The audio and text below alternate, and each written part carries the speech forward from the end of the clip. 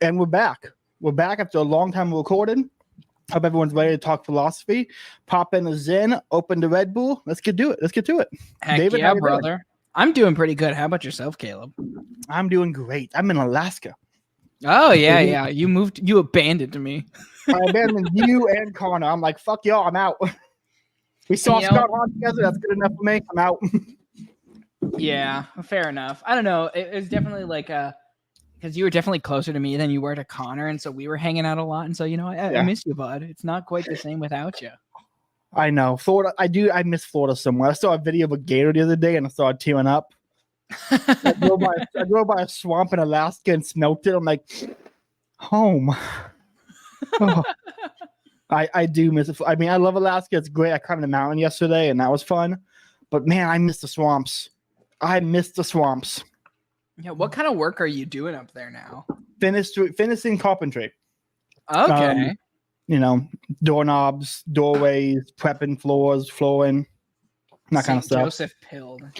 I've been wearing the St. Joseph medal every day since I started. Awesome. Let's go. Yeah. I even got one of those sleeping St. Joseph statues. Mm-hmm. No, that's nice. I will say, after a long day of prepping, you come back, your hands just coated in dead skin because it's all been grinded off, and you're just like, I'm going to sleep for 12 hours, and it's going to be beautiful. Woohoo! I get it. I get the sleeping Joseph. Of course, I talked to Connor about it, and Connor's like, most guys get that when they have kids and a full-time job, and you just have a full-time job. I'm like, yeah, but it's Alaskan weather. It adds to it. Yeah. You just naturally become more and more like a bear, and so you just start hibernating instead of sleeping. I gotta say, I was every time a woman talks to me, I'm like, winter's coming. That's what they're doing. They're trying to find a hibernation, buddy. You're gonna notice this video. When hurricane season rolls around, you're gonna notice women start talking to you more. Okay, I'll keep that in mind. It's hurricane parties are saying, and you're gonna notice that 9 months after the hurricane, a lot of babies was named similar to the hurricane. You're gonna notice that. You'd be amazed how many times I'm like, wait a minute, hurricane, 9 months, baby. Okay. Hurricane parties. But last thing on Alaska, I have to say this on the air. Anyone in Alaska who complains about mosquitoes is a bitch. Are there mosquitoes in Alaska? Yes, and everyone says, what's up with the mosquito? Alaskan mosquitoes, they're ginormous, and they are very big. They are the slowest, dumbest mosquitoes I've ever seen. I've been here 2 months. I've not got bit once. They move they're so slow, and you can see them land, and they still take a while to bite. And all my coworkers like, I got bit up yesterday. I'm like, how did you let them land on you? Like, you wouldn't survive the Florida swamps. Oh yeah, man. These Florida mosquitoes, they blitz you. There's 50 of them come at you nowhere, and you got to smack them off. These mosquitoes are slow. It's easy. I don't get why they're complaining. Right. But I just have to rant about that because the summertime is the one time in Alaska I get to feel better than people. So like, oh, it's so hot. I'm like, it's 80 degrees. Like, oh, mosquitoes. I'm like, they're very slow. But I know the moment it drops below 30 degrees, I'm going to be calling in, boss, it's too cold. I can't come to work today. Sorry. I got to stand in this heated blanket. I got frostbite like Caleb at 35. You're fine. Have you ever seen snow? No. Well, no, I've seen it once. I went to Colorado when I was like 7, but I don't remember it. Oh, man. Man. And you chose probably the second worst place for snow in the country. Arguably Minnesota might have it worse in terms of snow, just because we've got the lake effect with it and everything. I guess I drive by a lake every day, and I'm like, it's gonna be wild when one day that lake is frozen. It's gonna freak me out. You gotta pick up ice fishing. This year I'm planning. That's three things I want to do when I got up here. Was ice fish, see the northern lights, and see a moose. I've not done any of them yet. Amazingly, I've seen bears. Haven't seen a moose yet. Okay, what kind of bear? Just grizzlies? Yeah, it's like some grizzly bear. Okay, they're fun guys. I already don't know what it was like. We were saying Canada, driving through the northern Rockies. I saw a porcupine, a deer, and then 2 bears crossing the road. Okay, porcupines are a lot bigger than you think they are. Like, I saw it on the side of the road. I'm like, that thing's ginormous for Yeah, we had a few of those back at home, and they're fun. They're fun little animals.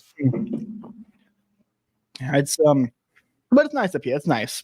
Speaking of bears, before we get started, did you see the picture of the bear kneeling in front of the cross? I did see that. Listen, bears are friends, okay? Bears are friends. Bears sense your energy, and if you have good energy, the bear won't attack you, okay? If not friend, why friend-shaped? Exactly. The bears they're friendly. They're great. And if a bear attacks you, it's because you have a negative heart, you know? You just have a rotten heart. You're like Saladin. You're like an Arabic. It's all over. It's we're 6 minutes in. I've already been racist. Let's get to this. Wait until we get to the Islamic philosophers. I'm gonna argue this. They're not really philosophers. I refuse to give Islamic philosophers the title of philosopher for one very simple reason. And philosophers have to love wisdom. Okay, love requires sacrifice. If every single one of them, when they hit a contradiction between the Quran and philosophy, said, well, there's just two truths and they're both true, that's not loving wisdom. That's no sacrifice. That's not what a philosopher is. So therefore, they can't be philosophers. That's my take. And I think if I argued it with Peter Craft, I think he actually would agree with me. Because he's very big on philosophy's love of wisdom, and love requires sacrifice. And if none of them sacrificed anything for the truth, then they're not philosophers. Fair enough, I suppose. It's also my argument why we should skip them, but that's not gonna. We have to read them. I know. Yeah, we gotta read them. We gotta. If Aquinas references them, we have to read them. Right. Okay, so what we're doing Zeno today, right? Yeah, we're starting with Zeno, and you wanted, and I'm gonna take care of reading that, and you can feel free to stop me as we go through and offer your comments. I will, because the Zeno paradoxes are the fun. The fun. They're annoying, but they're fun. All right. Well, then let's get started. Let's do it. All right. Chapter 16, Zeno of Elea? Something like that. 490 through 430 BC. Zeno, another Eleatic from Elea, was contemporary with and the disciple of Parmenides, and defended his master's anti-commonsensical philosophy that both change and plurality are illusions, by four famous paradoxes, in quotes. Actually, there are 6 of them, and they are not really paradoxes. Paradoxes are apparent contradictions, which are not really contradictions. Zeno's paradoxes are reductio ad absurdum, reduction to absurdity arguments, in which Zeno tries to show that common sense's belief in real change and plurality can be reduced to or shown to logically entail conclusions or consequences that are logically self-contradictory, absurd, and thus must be false. These arguments are similar in purpose and logical strategy, though not in content, to the 4 antinomies of pure reason that the 18th century German philosopher Immanuel Kant would make famous. German. Kant's 4 sets of contradictory conclusions tried to show the impossible results of trusting pure reason or metaphysics that claims to know anything beyond empirical experience. That if you metaphysize, your thought will reach absurdities. But Zeno would try to prove that if you do not believe in Parmenides' metaphysics, if you believe in sensory appearances instead, you'll reach logical absurdities. That logic disproves the testimony of the senses. Zeno's 4 puzzles, as reported by Aristotle, are as follows. 1. If things are many, they must be finite in number, for they must be as many as they are, neither more nor less. On the other hand, if things are many, they must be infinite in number, for there are always other things between any that exist, and between these there are always others. Therefore, things are not many. Any thoughts on that first one? No, it's just annoying.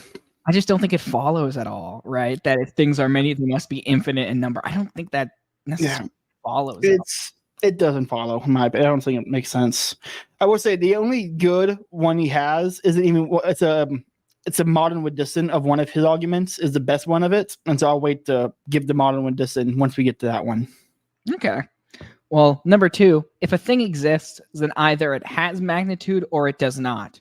Say it has no magnitude, Then, if added to another existing thing, it would not make the latter any larger. It follows that the thing added is nothing. Thus, if anything lacks magnitude, it does not exist. But by the same reasoning, each part of a part must have magnitude, and the same is true of each lesser part, without limit. No part, however small, can be the ultimate part.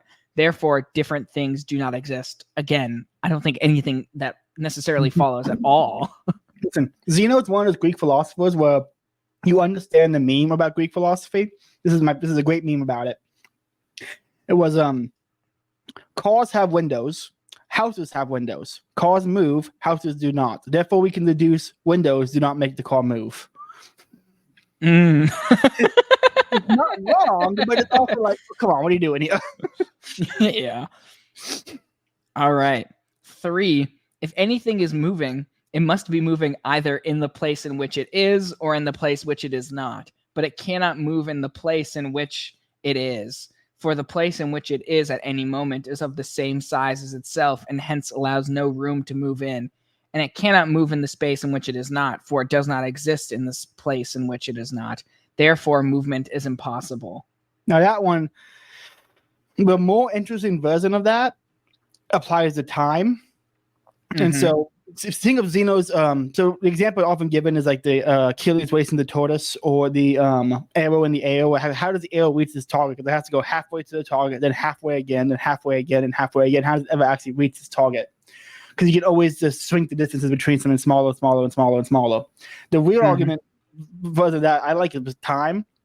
How do you account for the movement of time? Because in between, say, a minute, you have to half that, 30 seconds, half that, 15 seconds, half that, 7.5. Keep halving that. Now you're in nanoseconds, and you're even smaller. How does time actually move forward when there's always a smaller increment of time that can be counted infinitely down? Now, that's more interesting to me as a paradox. Like, I don't understand how that one works. I solved that one. Because clearly time does move, but what point do you hit the zero of time movement when you understand this? The absolute smallest decimal number of time of temporal units. Yeah, it's like, you know, I kind of like what Mises says about his trying to prove time. He basically uses that if humans act, then there must be a period before an action takes place, a period during which you are acting, and then the period immediately after completing your action. And that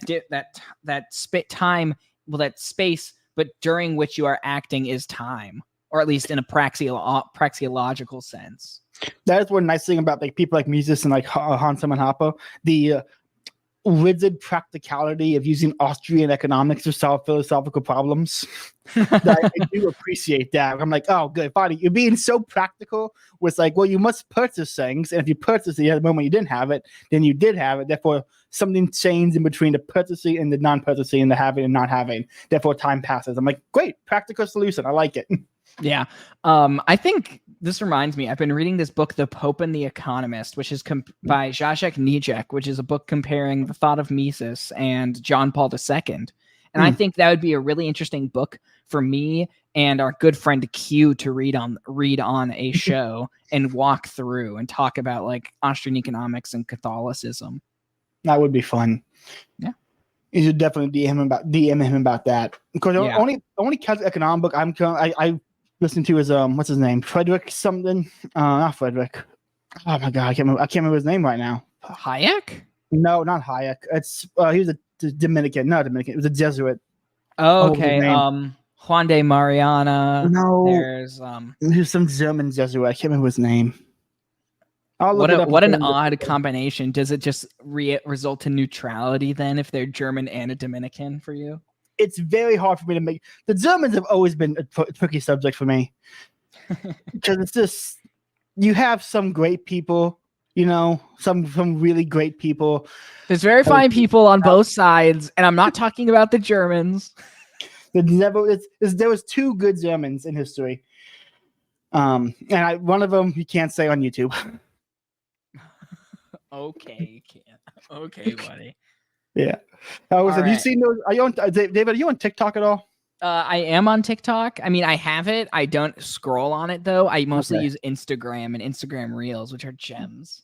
Okay. Well, there's been a very on TikTok.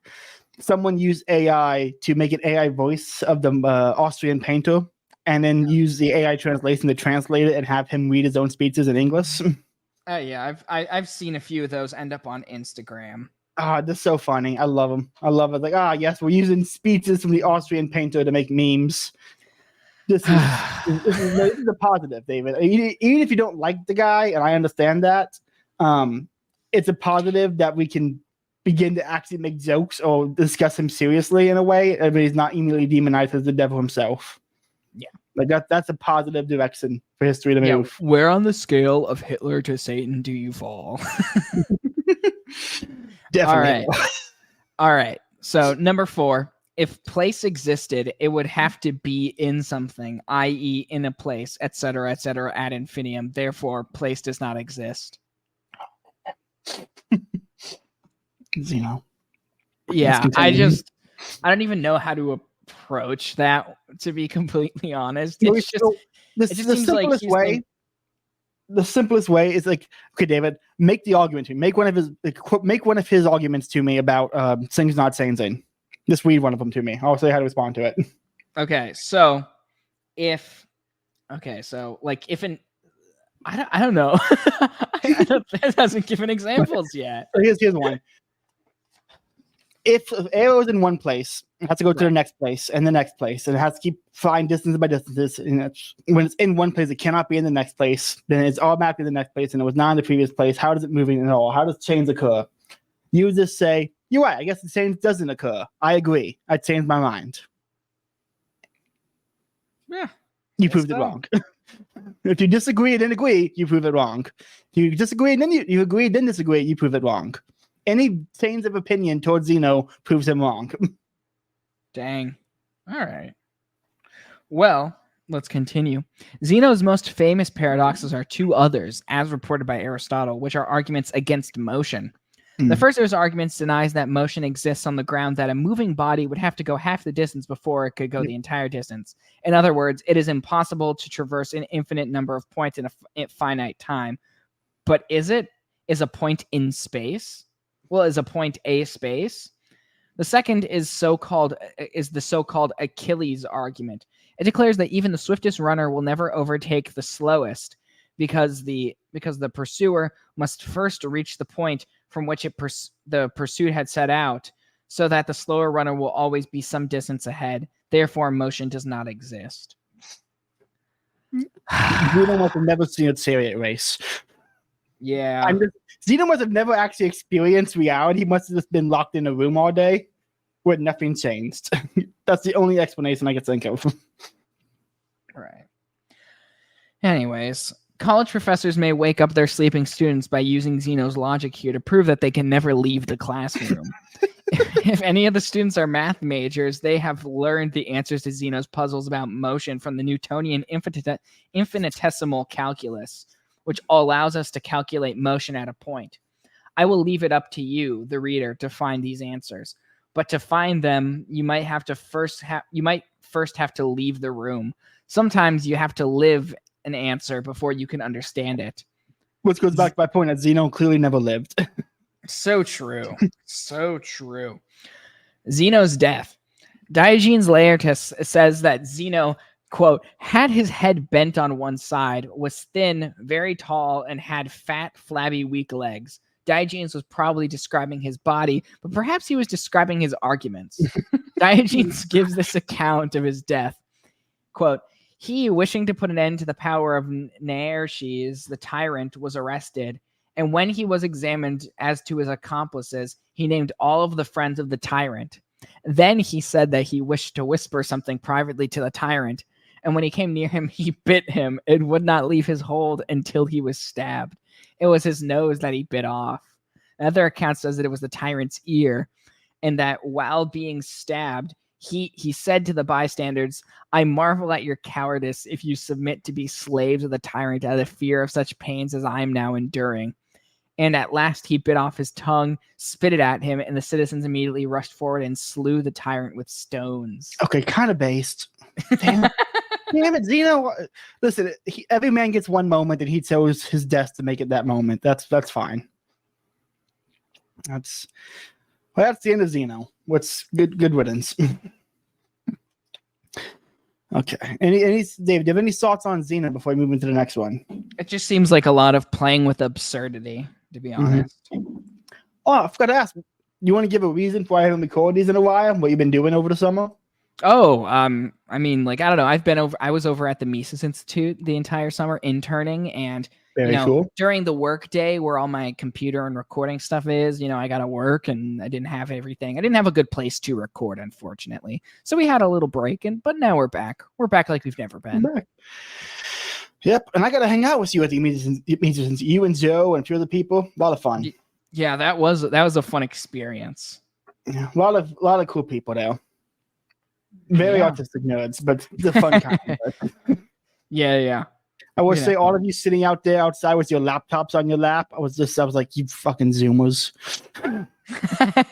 Playing a lot of Zoomers out here. Fine, we're trying to talk about the Eucharist and maybe us scrolling through the laptops. I'm like, smack that laptop out your hand, nerd. All right. Anyways, we got chapter 17 to jump into. I should have really looked up how to pronounce this guy's name.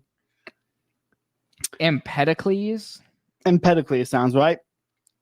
Empedocles, Anaxagoras, and Democritus are all called pluralists because they denied that things are one, either in the sense that they are all made of the same kind of stuff, as the Milesians taught, or in the sense that plurality is an illusion, as Parmenides and Zeno taught.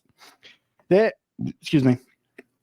answer to the famous problem of the one and the many is that the one itself is many. Can you say his name again? Say it one more time for me. Empedocles. Empedocles was a qualitative pluralist because he posited the 4 different qualities, earth, air, fire, and water, as the ultimate constituents or material causes of all things. Anaxagoras, chapter 18, was also a qualitative pluralist because he posited the hidden presence of all qualities in all things. Democritus and Lucidius, chapter 19 and 20, were quantitative pluralists because they posited as the ultimate concept of all things atoms that were identical except for the qualitative size and shape. And the 4 elements. I feel like these are the examples people point to when they want to make fun of Greek philosophy. They point to the earth, wind, and fire people. Great band, but terrible philosophers. You don't remember the 21st night of September? That's a Saturday. Dude, I would say my birthday falls on September 1st, and every year waking up to that song September, I'm like, boom, it's on, ready to party. Let's go. Empedocles was a native of Sicily and a physician. He taught that a physician who doesn't believe in many science. Okay. He taught that how does that work? You're a physician and you see different kind of ailments and you deduce there isn't a difference in anything? No. He does believe there are differences. He was the difference. He was the many, but it was in a one. He believes in multiple things. He just thinks that they aren't one, essentially. Okay. He was just a mini. Okay, my mistake. He taught that reality is always composed of 4 elements that were already commonly recognized by Greek cosmology. Earth, air, fire, and water. And 4 nations live together in harmony.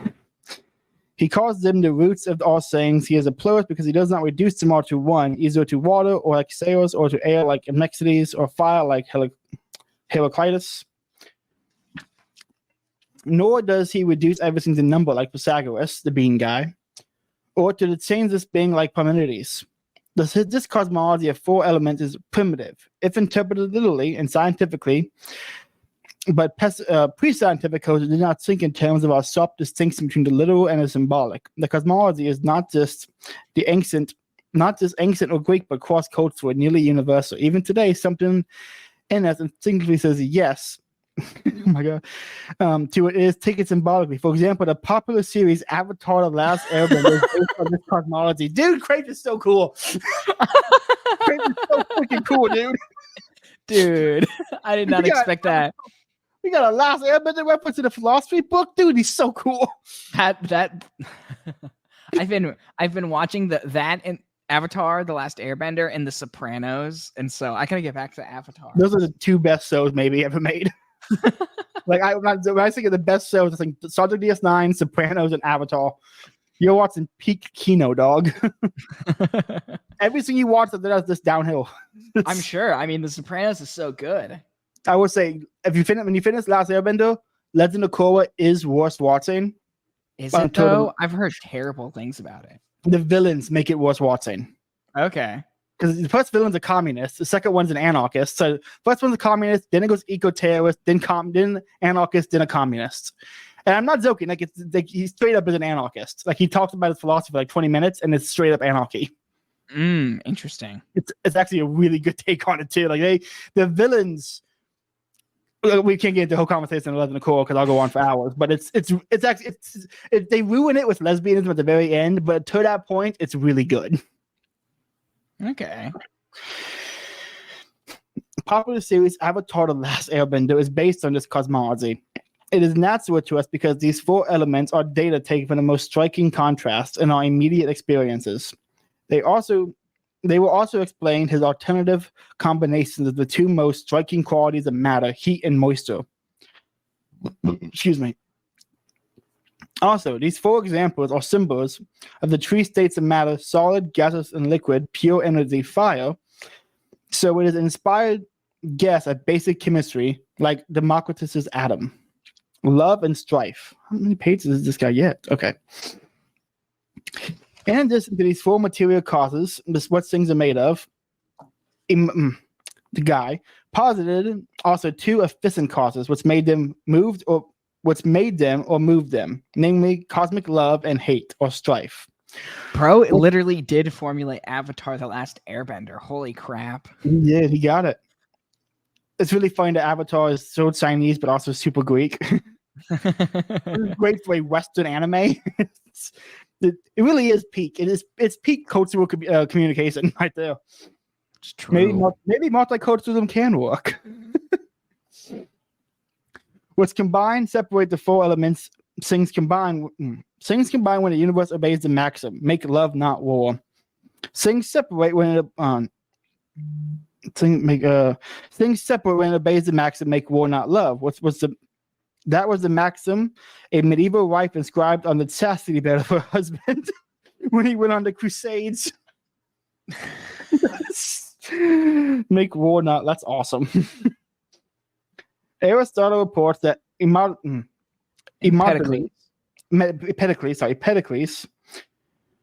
says that things are sometimes in motion and sometimes at rest. When love is producing the one out of many, and strife is producing the many out of the one, things are in motion, but in the intervening periods, they are at rest. Aristotle, in the world's first history of philosophy, the first book of his metaphysics, classified all previous thinkers by which of the four causes they recognized. Sayers recognized the material cause, Pythagoras formal causes, Empedocles efficient causes, and Anaxagoras final causes, purpose, ends, or goals by positing mind in the universe.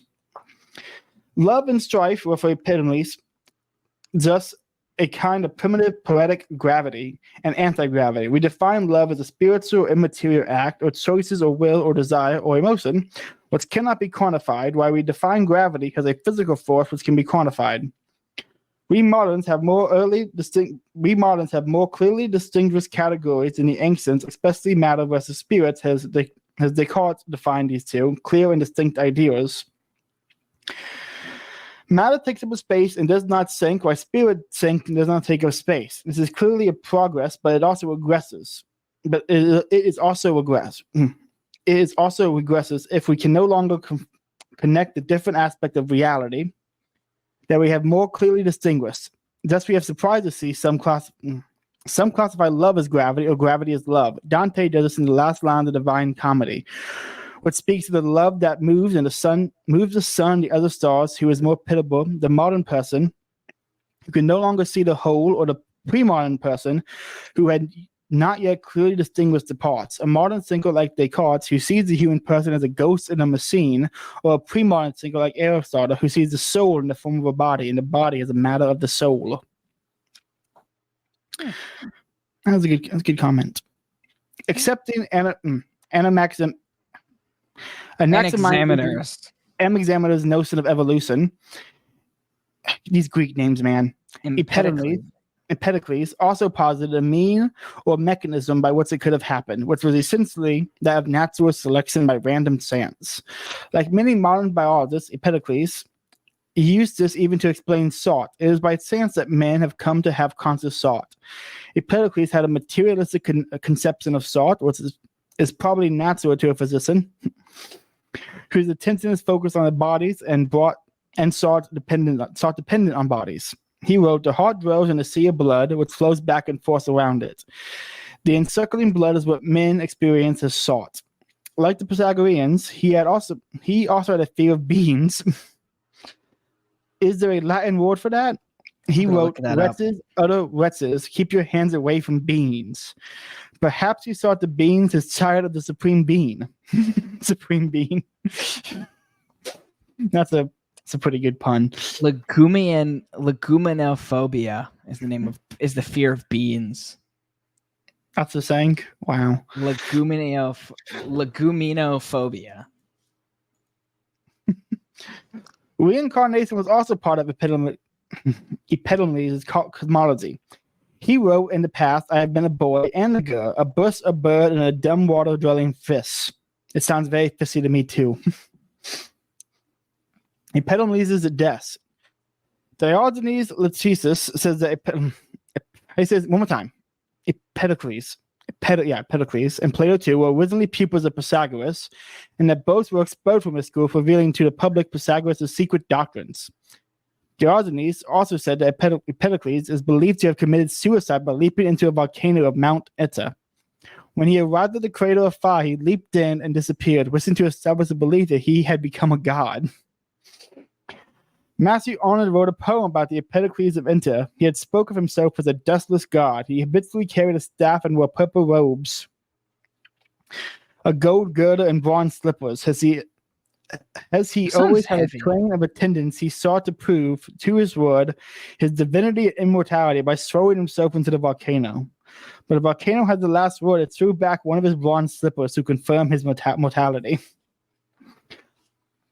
But Diogenes adds that Timaeus contradicts these stories. Heraclitus, there also, is altogether a man fond of strange stories, the one who would assert that a man had fallen from the moon. And that ends that chapter. Not super interesting. Like until we hit Socrates, most of these philosophers are just going to be the Pre Socratics are kind of boring. Like they're fun because you get to see where everything came after, but reading them on their own out of context, they're just boring.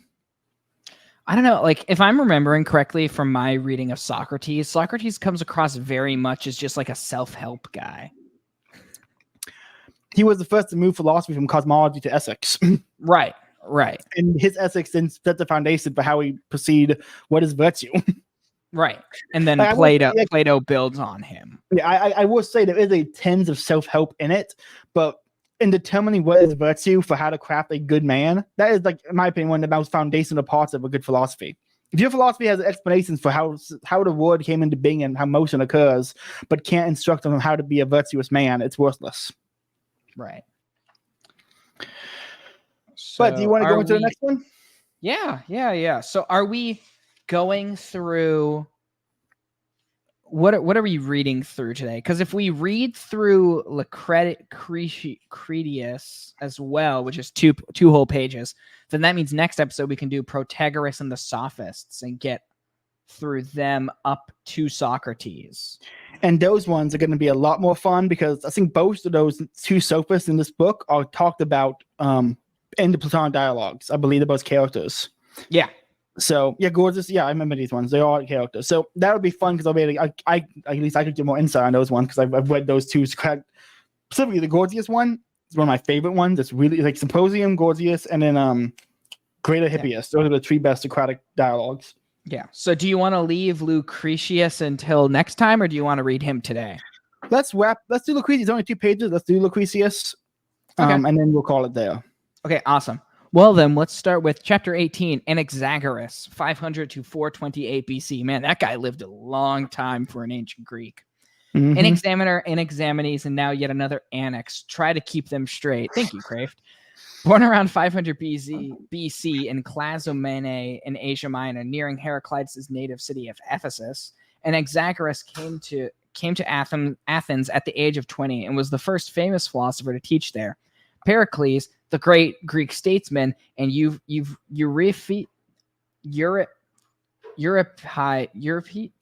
sorry, I'm not going to pronounce that. The greatest Greek comic playwright were among his pupils. Diogenes, is it Diogenes or Diogenes? Diogenes. Okay. That's how Jeremy pronounces it, so I'm going to go with that one. Diogenes Laertius says that he, quote, he was eminent for his noble birth and his riches, but still more for his magnanimity, inasmuch as he gave up all of his inheritance to his relatives. He devoted himself to philosophy, abandoning politics, and when someone said to him, quote, "You have no love for your country," he replied, "I have the greatest love for my country," pointing up to heaven. Because he taught that the heavenly bodies were stones and not gods. For instance, he said the sun was only a large fiery ball of stones similar to the larger than the Peloponnese. He was tried for impiety and exiled from Athens. Athens was scandalized. He had replaced the gods with stones, and his theory seemed ridiculous. How could stones be up in the sky? But when a large meteorite fell in Sicily, people began to pay attention to him. Perhaps they said stones happen. 3 principles of change. Anaxagoras explained change by 3 principles. 1, he accepted the principles of Parmenides and said that being cannot come from non-being, that X cannot simply come from non-X. 2, but we see qualities like heat and light suddenly appear when fire is kindled. The only way to, quote, save the appearances and also the Parmenidean principle Anaxagoras reasoned is to suppose that these qualities must have been already present but hiding in things and are brought out into the open by acts like rubbing dry sticks together. So he explained change by the plurality and ubiquity, omnipresence of the 4 primary qualities. He said that all qualities are hidden in all things as Empedoclean seeds or roots. Finally, he explained that orderliness of physical change by the transcendence of mind as a source of this order, similar but much more personalized than Heraclitus's logos. This may sound religious to us, but to the Greeks it seemed to be atheism, an abstract substitute for their many concrete gods with humanoid bodies and humanoid feelings and failings. Dishonored in Athens and exiled to Lampsacus. Actually, real quick, I want to comment on that. Yes. That's an interesting thing to me about the Greek pagans when they would, even with the Romans, when they would decry someone as pagan for positing or believing in a god that is more otherworldly than their gods, and that was the issue for them. Like the gods have to be human in a sense, because they have to have these feelings and emotions. If they wouldn't be gods, but they couldn't be. So there's a weird rejection in their claim of atheism about the gods have to be like us in a sense. They couldn't imagine worship something that wasn't like them. And it's an interesting to think about. I'm trying to see here, because that makes me think here, like, because like, you know, you kind of see like this kind of pre-Aristotelian kind of mind that could almost be like an unmoved mover. It almost makes me wonder like if Kierkegaard is covered in here. Kierkegaard doesn't get covered later. He's also. I'm assuming in modern philosophers. He's fun to read too. Kierkegaard, if he wasn't stuck in his terrible country, he would have been Catholic. But God knew the Dutch needed someone, so he gave him God. I suppose. Listen, God, when is he going to give someone to the Germans? I don't know. Was Benedict German? He was. Okay. That's what German priests are normally really good academics. Yeah. Was Balthasar and the Balthasar wasn't. Was he German? Yeah. Ratzinger. Yeah, he was German. There was a few Germans at the time in the what's it called? The Rigomonts? Something that they go back to basic, go back to the books, go back to the Church Fathers movement. Mm-hmm. The Germans really pioneered that. They were great at it. But also the worst Christology in the West came out of Germany. Yeah. Joseph Alois Ratzinger was born on the 16th of April, Holy Saturday, 1927, in Bavaria, Germany. He was baptized the same day. No wonder he was so great. He immediately baptized. What a move. Yeah. I mean, like, I've just been getting like Instagram reels of Pope Benedict, and I miss him even when he wasn't Pope. And anytime I've been Catholic, like, I just kind of miss Benedict. If you ever get a chance on Audible, his collection of speeches he gave on the apostles in the early church. Okay, you should pick those up. You should pick those up just for his speech on Judas. Okay, because I got 2 of his Jesus of Nazareth. Those are great. And so I got those, and then I want to get more of his work because it just sounds like Benedict was just a gem. He's fantastic. Any book by him. His Introduction to Christianity is great. His homilies on Genesis are phenomenal. Some of my favorite homilies. We got to bring Joe on at some point and do that book of Benedict and was it in Habermas? Yes, I've covered the first half of it on the podcast solo episode. It's terrible. I should never do a solo episode again. I learned doing that. Like, God, you can't do this. You can't do it. I can't do without a script or an audience. I can't do a solo. So yeah. So I think Joe would. I think Joe would be your guy to bring on for that because he could be like a nice foil. He doesn't know. He didn't. I've tried to get Joe on several times, and to Joe's credit, his humility is that he doesn't want to come on and talk when he's not an expert on. So that's the credit of Joe's humility, which you would not get if you read his Twitter account. I want to point out, it is so. I get it. Not want to go on probably not an expert, but when you see Joe's Twitter, then you see him in person, then you see him in DMs. You're like, dude, you're 3 different people. It's a great guy. I love him. I love Joe, but it gets so annoying. I'm like, what's Joe am I talking to? Right. Let's continue. All right. Well then, dishonored in Athens and exiled to Lampsacus, and Exagoras was honored there. And after his death, Metrodorus, his disciple, explained the gods of Greek mythology as mere symbols of physical forces of nature. For instance, the fall of the god Pantheon was interpreted as a symbolic description of the fall of a meteorite that was seen by thousands. Greek religious faith was being replaced by Greek rational philosophy and science. Something very different would happen in the Middle Ages when these 2 enterprises were collaborators rather than rivals. And Exagoras' 3 principles are illustrated by 3 of his sayings. 1, a real thing does not come to be or cease to be. What is called by that name is really the mixing and separating of real things. For how could hair come from what is not hair, or flesh from what is not flesh? 2, such being the case, we must suppose that composite things contain many ingredients of the greatest variety, the seeds of everything. In everything, there is a portion of everything except mind. Whatever there is the most of in our particular thing determines the manifest nature that we ascribe to it. 3, while other things have a share in the being of everything else, mind is unlimited, autonomous, and unmixed with anything, standing entirely by itself. For if mind were to share in the universal mixture, the things which it is mixed would prevent it from having command over everything as it does now. Mind set in order all that was to be. Aristotle explains this last point, the necessary transcendence of mind, as follows. In order that it may rule and have specific knowledge of what it is ruling, it must have essential knowledge of all things, and for this reason, it has to be unmixed. For the knowledge of X as a whole cannot be any part of X.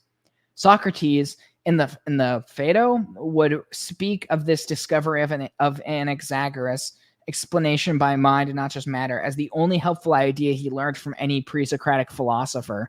But he faults Anaxagoras for not carrying out the implications and consequences of this idea. He says, I heard a man reading from a book, which he said was by a certain Anaxagoras, to the effect that mind arranges everything that occurs and is the cause of everything. But on reading Anaxagoras' book, I perceive that he does not make use of his concept of mind, nor does he appeal to it in explanation of how things are ordered, but he treats air, ether, and water as the causes. This is as if to say that the reason I remain here in prison is that my bones and muscles keep me here, but in fact it is because I deem that it is good and right for me to remain here. The issue is still with us. 1. Is there, quote, final causality or purpose or intelligent design in nature? Is matter to be explained by mind? That is one option. 2, or is mind to be explained by matter? That is a second option. Or 3, is there no connection at all between the two? That is a third. 4, doesn't matter not just explained by mind, but made of mind? A fourth possibility. Or 5, or is mind not just explained by matter, but made of matter? That is the fifth possibility. By the very law of the issue, there can be only these 5 possibilities. Which one is true is a question that cannot be settled by empirical science, but only by philosophical reasoning. For all 5 theories account for science itself in different ways. They are 1, teleology, in which mind moves and causes matter, like an artist, as in Plato and Aristotle. 2, phenomenalism, or qualified materialism, in which matter moves and causes mind, but not vice versa. An phenomenon is an appearance that is not a cause, but only an effect, like a car's exhaust, as in Marxism. 3, absolute dualism, as in Descartes. 4, mental monism or immaterialism, as in some schools of Hinduism and Buddhism. Or 5, material monism or absolute materialism, as in Democritus. One of Anaxagoras' other strange and startling ideas was that there were inhabitants on other worlds in the sky, that life had reached Earth by falling from the sky and then evolving in complexity, and that the monster slain by Hercules, the Nemean lion, had fallen from the moon. You know what? Kind of based, actually. I support it. No, it's actually kind of cool. I love how Greek and Roman philosophers, to prove a point or make a point, where just go, you know that cool story we all believe in about Hercules? Yeah, I'm claiming that moon monster now. Like, that's kind of awesome. Yeah. Respect it. Or like whenever like Socrates or Plato make a references to Homer as a solution for an argument, I'm like, yes, good. It's so good. Before we go into this last one, we have 13 minutes left before we wrap up an hour, so we could probably, how many pages is it? We probably get that taken care of. I just had an idea. I want to do, so it's 100 philosophers. I want to do 101 philosophers. At the very end, I want to take I have a PDF of this book. I'm going to copy and paste a bunch of it in ChatGPT so it can get the writing style, and then have ChatGPT using Crave's writing style write a short biography, write a short chapter on Nick Land. then we'll read that on air as the final one. See, we should do 102 and have it then do the same thing for Kraft himself. Oh, that would be fun. that would be actually great. We should do that. Wrap it up as an extra 2 on Nick Land and Kraft. All right. Well then, Democritus. Would you like me to read, or would you like to take it? Because it's so long, I'll have you read it. Yes. Okay. 19. Democritus, 450 through 370 BC. Democritus was born in Abdera around the same time Socrates was born in Athens, and he lived to be 109. Holy shit. Yeah. Be a philosopher. Outwit your life insurance company. He visited Athens while Socrates was there and already famous, but did not seek him out. He complained, "I came to Athens and no one knew me." Status envy is common among intellectuals. So He's the true. only philosopher whose book... I want to say that. Not only is that common among philosophers, anyone who starts thinking seriously about things and starts tweeting or posting will end up having a moment when it gets down to about somebody else. Just be on the watch for that. That's a very common. I mean, I caught my other day. I was looking at someone else that used to, we saw it at the same podcast at the same time, and he's way bigger. And I'm like, damn it. And I caught myself immediately like, hold up, can't be doing that. Yeah. That's a very, if you're any intellectual type of person, that will eventually happen to you. So just be on guard for that. Yeah. He was the only philosopher whose books Plato not only never mentions, but even wanted to burn, literally, but there were too many in circulation. So base, Plato. Apparently, because he was a materialist with no place in his theory of reality for mind or spirit, nor for values, morality, or choice. He said, quote, "Everything happens of necessity because there is nothing but matter." I want to point out, if you look at the picture of Democritus, he has a very prominent nose. And Plato wanted to burn his books. I'm just saying, maybe there's a I'm not. He was Greek. Sir, Greek. Like, what's this guy in Haiti happens to be Sephardic. Of all Greek philosophers' cosmologies, Democritus came the closest to that of modern science, for he gave us the first developed version of the atomic theory. Actually, Democritus learned this theory from his teacher Laopicus of Elea, who in turn was a maverick student of Parmenides and Zeno, but we know very little about Leucippus. The atomic theory was also suggested in ancient India, but never caught on there as it did in Greece. Probably because of the Greeks' greater curiosity about the material world and their interest in technology, which produced such things as voting machines and lottery machines for random jury selection. It's so cool. Listen, the Indians were too busy doing Indian things, like burning women alive. These afforded workable models or analogies to the universe as a very large machine. Democritus' theory of atoms. Aristotle describes Democritus' cosmology this way. According to the theory of Democritus, it is the nature of the timeless objects to be tiny substances, infinite in nature. Accordingly, he postulates a place for them that is infinite in magnitude, in which he designates by these names quote, the void, the nothing, and the infinite, whereas he speaks of each individual atom as the real thing, the dense, and being. He conceives them as so small as to elude our senses, but as having all sorts of forms, shapes, and different sizes. Treating them as elements, he conceives of them as combining to produce visible and otherwise perceptible objects. As they move about in the void, they bump or brush against one another and tend to get ensnarled and interlocked. When these substances remain joined for some time, is explained by the fact that they fit snugly and so catch firm hold of one another. Democritus declares that the soul is a sort of fire or heat, for the atomic shapes are unlimited, and those which are spherical, he says, make up fire and soul, because such shapes can penetrate all things. Look, first of all, like, aside from his like rabid materialism, it's kind of brilliant how he was able to kind of formulate that kind of theory of atoms. Yeah, I was gonna say it's actually, if modern scientists would speak of atoms as existing in the void, I'd be much more sympathetic. Like he made it sound cool, so I'm more sympathetic. Yeah. All right. The theory can be analyzed into several distinct points. One, the only things that are real are tiny, invisible atoms. Atom meaning uncuttable or unsplittable. Of course, in modern physics, atoms are not only unsplittable, but very complex. We're still searching for the most elementary particle. Perhaps there is none. Two, everything that exists is made of atoms, including mind and thought. 3, therefore, everything else we usually think is real, such as values, choices, sensations, and abstract thoughts, is only, quote, by convention, not by nature, end quote. That is, that they are only subjectively real, not objectively real. They are only names, not realities. Thus, the question of philosophy, what is being, is answered by physics. Dude, Plato was so right for wanting to burn this guy's books. 4, atoms move because there is also, quote, there is also the void or empty space. Space has no properties or powers. It is non-being. 5, atoms have no qualities to differentiate them. They are identical except for the quantitatively measurable features of size, shape, position, and movement. Democritus calls these features surface, shape, inclination, direction of movement, and intercontact adhesion. 6, since atoms have different shapes, they are differently combined. All things are explained as collisions and adhesions of atoms with hooks, as Democritus' later disciple Lucretius explained. 7, all events happen by direct transfer of momentum. There is no action at a distance.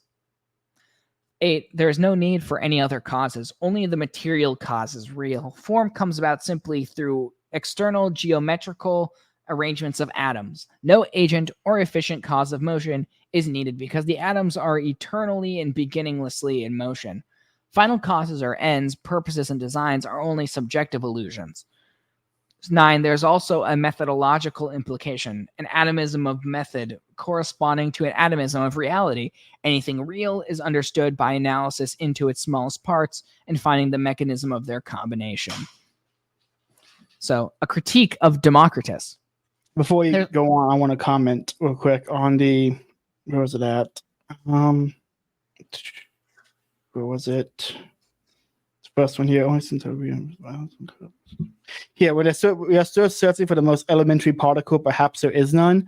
I think we've learned nowadays they're trying to find the boson particle, which is the most basic part of it all, and they say it's like the prime matter of everything. Mm-hmm. Even if they find it, which I'm not confident they will, they're gonna find something, call it that, and find that thing itself has a cause, and they're gonna continue going down forever because there's always going to be an infinite regression, and they're never gonna. Until they hit the point when they go, I guess God did it, they're going to have to keep coming up short. Yeah, the pure potentiality is simply with the beginning, the most basic element. Yeah. All right. A critique of Democritus. There are a number of logical problems with this philosophy. This is a good time for an extensive critique of it, since we will find it again in a more sophisticated forms in Hobbes, Marx, and Descartes for one half of this mind-matter dualism, and the arguments against the theory in all its forms are easier to see when we look at it in its earliest and simplest form. It is the first ancient philosophy that we've encountered so far that is very much alive, so a more detailed critique is called for. 1. Atoms are in fact not atoms, they are splittable, but this is a mistake in physics, not philosophy, and is corrected by physics, not philosophy. 2. The theory may explain the universe, but it does not explain itself. The theory of atomism is a theory. A theory exists. Atomists do think. How can a theory about atoms be or be made of merely some of those atoms? Theories are made of ideas, not atoms. Brains are made out of atoms. Theories of brains are not brains. The theory says that all things are composed of atoms. It is a theory about all things. But a theory about or the knowledge of all of X cannot be one of the parts of X. Knowledge is about something other than itself. The knowledge of the whole material universe must be something more than the whole material universe. 3. To say that nothing exists but atoms is the main problem with materialism. For to say this seems to discount the data of our immediate experience in many ways. Here are 12 of them. A.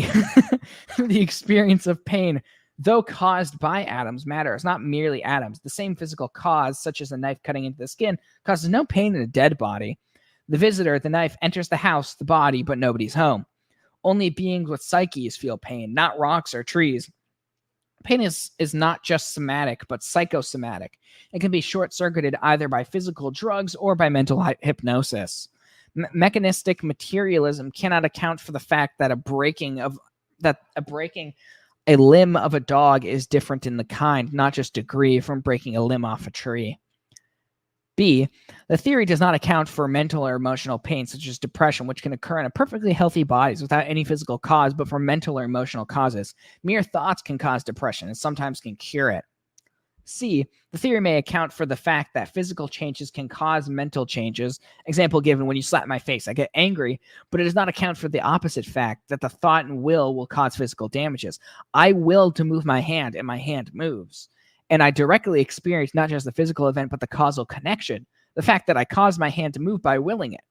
For I experience the difference between being forced to move my hand by another person's superior physical strength and moving my hand by my own willpower. I do experience this, yet I do not experience it by my external material senses. D. How can atoms explain thought? Democritus' answer was that tiny spherical atoms constitute thought because they move faster than others and can penetrate others. But material penetration is a totally different kind of thing than thought or mental penetration. The word is only an analogy, as when I say I see your point, even if I am blind. To explain the difference between a true thought and a false thought by the difference between shapes or sizes or motions of atoms is simply a category confusion, like Pythagoras explaining the difference between men and women as the difference between odd and even numbers. F. Materialism has a great difficulty explaining morality. That people have moral experiences and thoughts is a fact. We feel morally obliged and we conceive concepts like justice and rights. Democritus tries to explain morality by atoms as follows. He said that we will be disturbed or at peace depending on whether the motions of atoms affect our body in a harmonious or violent way. Peacefulness is the condition that causes happiness, and happiness is the moral goal or good. A good society is one in which individuals associate like peaceful atoms with few collisions. But this explains only feelings of happiness and material conditions of peace, not our personal moral obligation to produce these states. Another category confusion. Justice and rights have no geometrical shapes. G. Really, there are no such things as persons, according to strict materialists. There are only things. We are only objects thinking that we are subjects. But in a world of mere objects, how could subjectivity itself arise? How can an it become an I? A mere object of consciousness is not the same as and cannot fully explain a subject of consciousness, and the consciousness of objects cannot fully explain or cause self-consciousness. Consciousness of self. There is a more in effect than in the cause here. There is more in the data than in the hypothesis that supposedly explains it.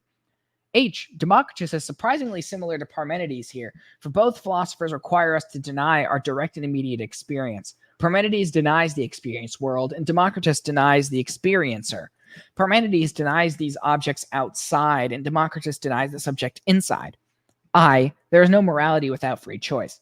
We are morally obliged to do only what is in our personal power to choose. As Kant put it, ought implies can, but materialism entails determinism, which is the denial of free choice. As Democritus puts it, everything happens by necessity. Atoms have no will or choice. Atomism equals determinism equals no free choice equals no morality. It'd be amazing how many people would hear that and go, yep, absolutely. Yeah. J, of course, our free choice is limited and conditioned by material events. It is influenced by material events, but that is not the same thing as being wholly determined by material events or being created by material events. And our choice can also influence material events. How can this be if it is merely the effect of them? How can effects cause their causes, or causes be affected by their effects? I want to point out real quick when he says, what is it out here? Material events created by material events. Okay, never mind. I misread that part. Never mind. Continue. Yeah. K, even if free choice is an illusion, the illusion exists in the mind. But illusions or false thoughts cannot be explained by materialism. For the mind cannot be distinguished from objective reality. If objective reality is simply the sum total of atoms of them, and the mind and its thoughts are simply some of those atoms, how can atoms be an illusion about other atoms? The materialist denies the very existence of the whole theater of consciousness in which it is performed, the play of illusory thoughts as well as true thoughts. Real quick, there's a great experiment. I'm sure you heard this. The a split wave experiment when the what's the particles and that kind of stuff. Yes, but I can't remember exactly how it goes. Yeah, well, me neither. But regardless, everyone here knows of it because it's so common. So I can just make allusions to it. There was an experiment that was done, I want to say, a few years back, where they had a bunch of people meditating on the wave, and the wave acted as if it was being viewed, even though no one was viewing it. And so they're serious now that there is a consciousness has an effect on the physical world in some way.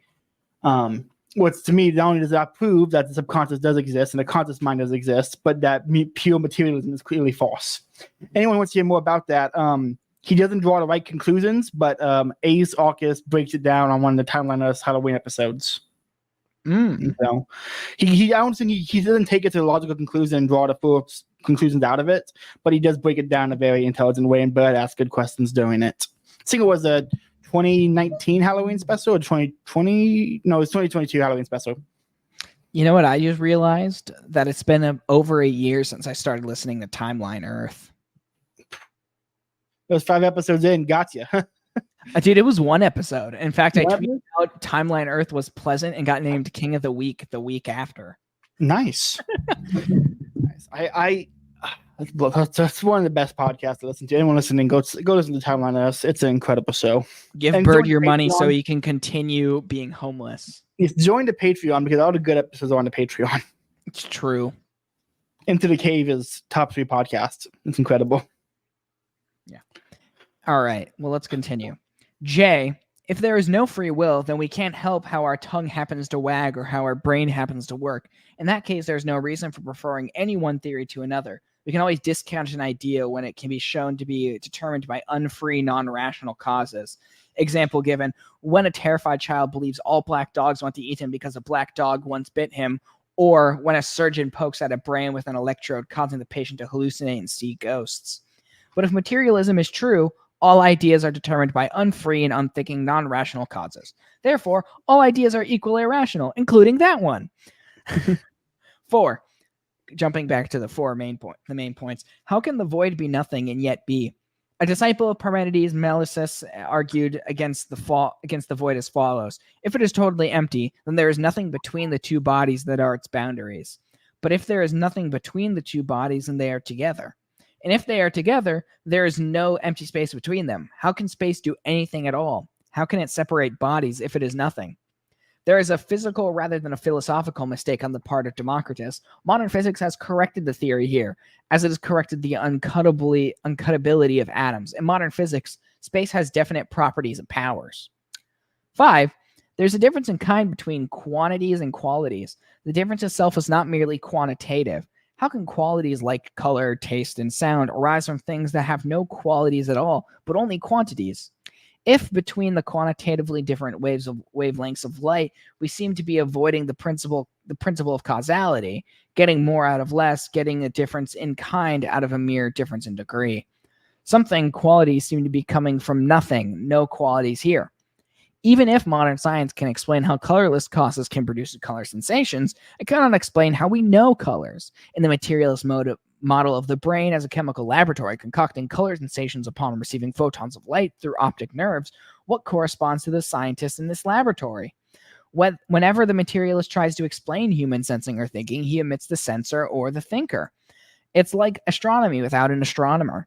On that point, there's a great thought experiment to, I think, debunk materialism. And it's the Sally's room experiment. I'll walk it through real quick here. So you have Sally. She's in a black and white room in a black and white dress, and she's been told she's colorblind, but she has studied every facet in detail of how our eyes perceive color.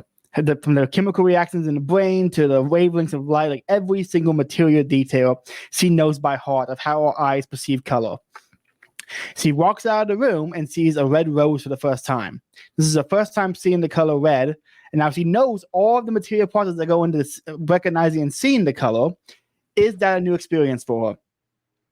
Is seeing the color red a new experience to her, even though she knows all the material conflicts that go into how our brain sees the color? If yes, what obviously is yes, then materialism is false, because seeing the color, the qualia of the color is different than knowing the material processes and recognizing the color.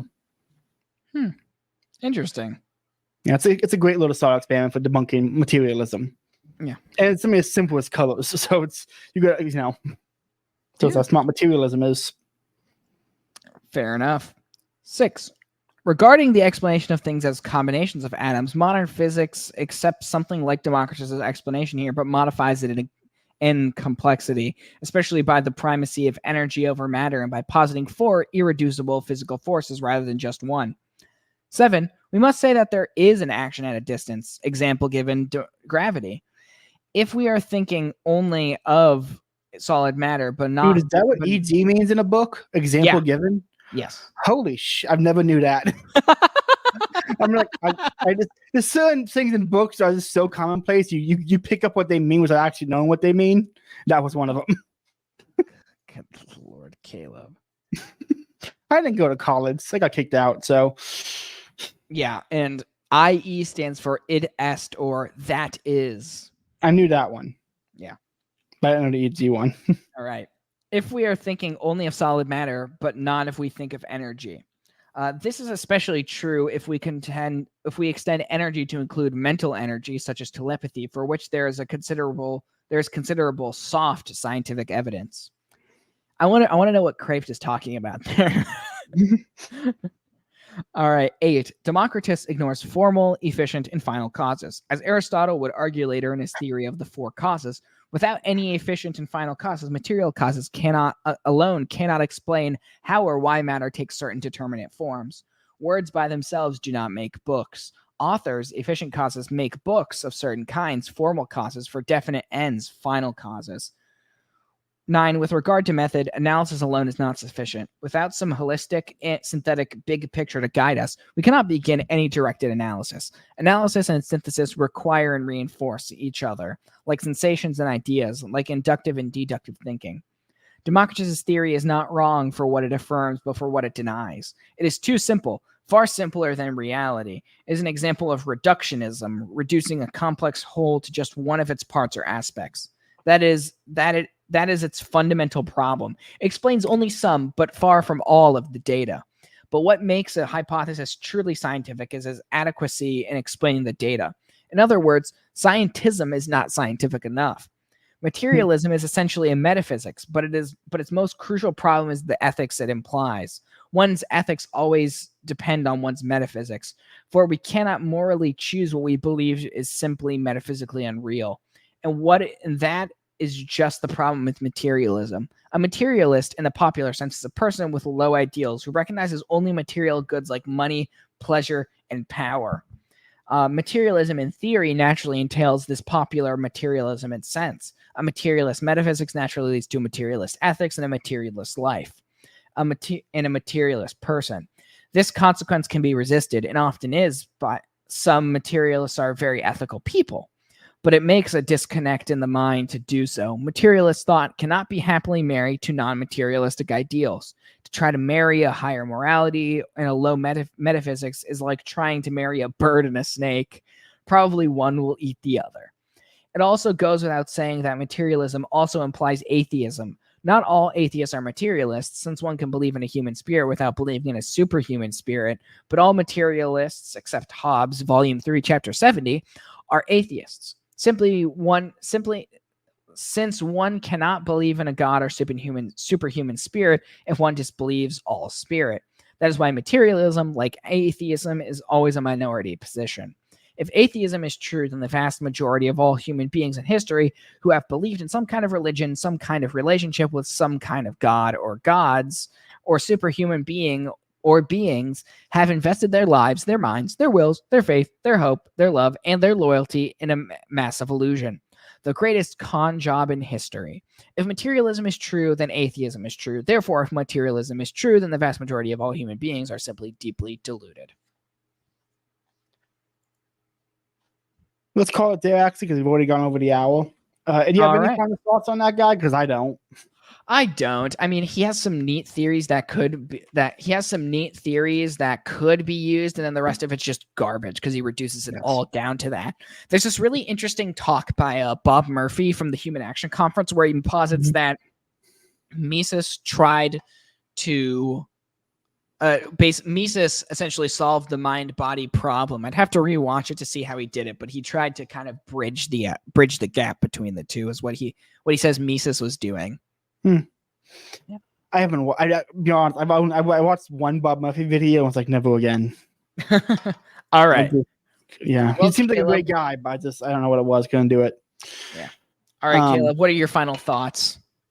Yeah, the Pre Socratics are fun, but also boring at the same time.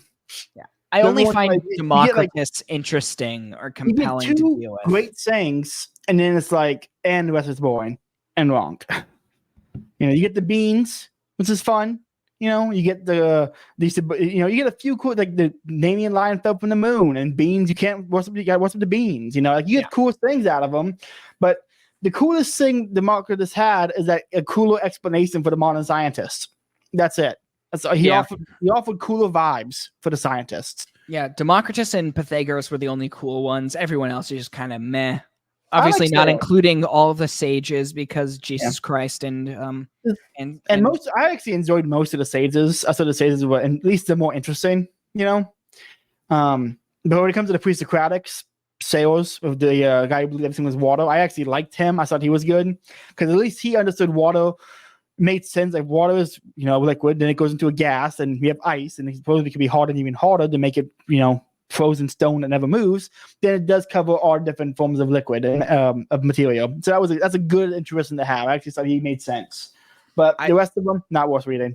I like how if you look in the very beginning of the book at the table of contents, Kraft indicates like the most important philosophers. And he says like a single asterisk indicates important philosophers, 2 and very important, and 3 indicates the most important philosopher. And Jesus is the most important philosopher. And so he just like basically starts us right off the bat with like, yeah, this is where you peak. What else can you do? I like Socrates and Plato each have 2, which is good. Aristotle gets 2, and the rest all get 1. That's good. Yeah. All right. That's gonna be the highlights. Besides Socrates, Plato, and Aristotle. The ones that I think are going to be most fun is when we get to the Seneca. We get to the Romans. We get the Seneca, Marcus Aurelius, Cicero, Plotinus, and the Neoplatonism is going to be really fun. So we're gonna hit a stride with the Greek peaks, Aristotle, Plato, and Socrates. Downhill, then we'll come back up a little bit, and then we get after that. First book's over, but then the medieval ones are all this file. And they're going to be a lot slower because they're a lot bigger chapters. And so we're going to start. We covered like 4 this time. Probably only need to cover 2 once we get to the second book. Yeah, I'm honestly really excited to get to Kant. I think that'll be fun. I think it'll be a fun episode. I'm going to have to. Can that be a penance? You can get time off of purgatory for that. I'm sure. Call my priest like, hey, if I read a book on Kant, does that count? He goes, no, it doesn't count. But that'd be fun. It'd be fun. I'm looking forward to get really Hegel. That's the one I'm most excited to do. Yeah. All right. Hegel. I'm very excited to cover Hegel eventually. That's going to be fun. It'll be interesting. He's so interesting. The fact that it inspired anyone listening, there's a guy on YouTube and Twitter called Inspiring Philosophy. Not inspiring. Yeah, is it Inspiring Philosophy? No, hold on. I'm pretty sure that's his name, Inspiring Philosophy, but I might be getting him confused with the Protestant YouTube guy. What's his name? Alex Jones. Inspiring Philosophy, Michael Jones. Michael Jones, yeah. Who's the? He does a lot of stuff with Trent Horn. Yeah, Perspective Philosophy, maybe. Was it that one? Yeah, Perspective Philosophy. There we go. He was a vegan atheist, and after reading Hegel, became convinced Aquinas was right and became a Catholic. That's a wild jump. It is. He has like a 3-hour video explaining why Hegel is actually good. He made a Hegelian argument for God in a debate against an atheist, and the atheist Aaron Raw called him an idiot because he was too stupid to understand the argument. He also he's a good content. I recommend everyone check him out. He was debating a Greek guy who went by Xerxes, and he said, "Well, calm down, Xerxes. I'm not a Spartan." He's fun. But I think that's it for the episode. David, do you have any plugs you want to give? Just follow me on Twitter at RealDavidB Jr. Also, go and follow the Mises Institute on all social media platforms. I run their Instagram and TikTok now, so that'll be fun. Oh my God, you guys are on TikTok? Yeah, the Mises Institute's on TikTok. Okay. Okay. But yeah, I mean, otherwise you can catch me here or at sometimes my writing at davidbrady.substack.com. That's pretty much it. Okay. Well, everyone, thanks for listening. This episode is not live, so you'll see it Wednesday if you get it Wednesday. Wednesday, my dudes. Yep. And if you listen to this, go back and listen to Connor and I's Chester Belloc series, where we're covering poems, essays from Chesterton and Belloc. Today, we're recording on a Sunday, and today is the feast day of Our Lady of Sorrows. And coincidentally, both the poems we did were on Our Lady of Sorrows, and the essay was also on her. It's a complete coincidence, by the way. We didn't plan that at all. Anyway, thanks for listening. Have a good night.